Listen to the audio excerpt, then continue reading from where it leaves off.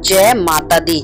संतोषी माता का व्रत क्यों किया जाता है? संतोषी माता के कौन से ग्रंथों में संतोषी माता का जिक्र होता है और धार्मिक यानी हिंदू धर्म में संतोषी माता का व्रत क्यों किया जाता है, कब से प्रारंभ करने चाहिए और संतोषी माता के जो व्रत हैं वो क्यों प्रारंभ किए जाते हैं, पूजा विधि नियम और सबसे पहली बार कोई व्रत करना चाहता है तो वो कर सकता है। तो दोस्तों आपको इस वीडियो में देखने को मिलेगा कि आप कब से प्रारंभ कर सकते हैं, संतोषी माता का जिक्र कौन से ग्रंथों में किया गया है, हिंदू धर्म में संतोषी माता का क्या महत्व है और पूजा विधि सरल नियम कौन से हैं, किस नियम के अनुसार संतोषी माता का व्रत करना चाहिए, कितने व्रत करने चाहिए, कब से करने चाहिए, करने चाहिए, क्या खाना चाहिए क्या नहीं खाना चाहिए, ये सारी चीजें आपको वीडियो में देखने को मिलेंगी। तो दोस्तों वीडियो के अंत तक जरूर बने रहना।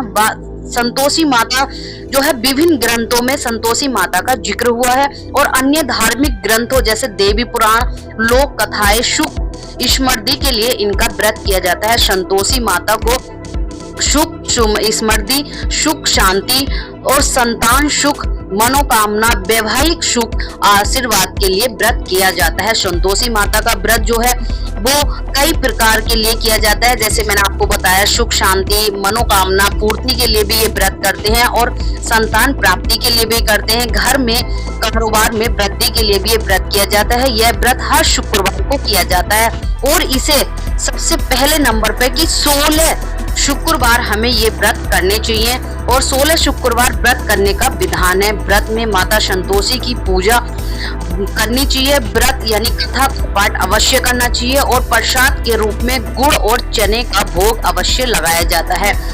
व्रत का उद्देश्य क्या है? देखिए सुख स्मृति और धन संपत्ति प्राप्ति के लिए, सुख संतान के लिए, मनोकामना के लिए और आपके घर में विवाह संबंधी समस्याओं से छुटकारा पाने के लिए इस व्रत को किया जाता है। संतोषी माता की आराधना की जाती है। अब जानेंगे व्रत की विधि क्या है। देखिए व्रत करने की जो विधि है वो सबसे पहले आपको सुबह ब्रह्म मुहूर्त में उठकर स्नान निवृत्त हो जाना है। इस दिन शुक्रवार को सूर्योदय से ही पहले आपको उठना है। निवृत्त स्नान करने के बाद आपको साफ सुथरे कपड़े यानी वस्त्र पहनने होते हैं। ये व्रत शुक्रवार को किया जाता है। ये व्रत से शुक्रवार से प्रारंभ किया जाता है, वीडियो में मैं आपको वो भी बताऊंगी, तो वीडियो को स्किप मत करना दोस्तों। अगर चैनल पर पहली बार आए तो प्लीज चैनल को सब्सक्राइब कर लीजिए और वीडियो को लाइक अवश्य करिए ताकि अगली वीडियो की नोटिफिकेशन सबसे पहले आप लोगों के पास पहुंचे। अगर आपने संतोषी माता के व्रत किए हैं तो प्लीज हमारे साथ अवश्य साझा करें और संतोषी माता के व्रत करने से आपको क्या फल प्राप्ति हुई तो कमेंट बॉक्स में कमेंट करके हमें अवश्य बताइए। आपको संकल्प लेना चाहिए, संतोषी माता का ध्यान करते हुए व्रत का संकल्प लें। जब आप सुबह ब्रह्म मुहूर्त में स्नान नहा धोकर साफ वस्त्र पहनकर संकल्प लेते हैं तो आपका व्रत संपूर्ण होता है। नंबर 3 यानी पूजा किस प्रकार करनी चाहिए। देखिए आपकी जो पूजा स्थल है वहां पर आपको साफ सफाई करनी चाहिए और हो सके तो चौकी जो होती है लकड़ी की, पटला बोलते हैं उसको, चौकी, उस पर लाल रंग का वस्त्र बिछाकर माता संतोषी की मूर्ति या छवि या तस्वीर स्थापित करनी चाहिए। नंबर 4 वहां पर कलश स्थापना आपको अवश्य करनी चाहिए, कलश में जल भरकर स्थापित अवश्य करें। नंबर 5 आपकी पूजा सामग्री क्या होनी चाहिए। देखिए माता को फूल माला, सिंदूर, अक्षत्र, फल और नारियल अवश्य चढ़ाना चाहिए। ये आपकी सामग्री होनी चाहिए, सरल तरीके से है।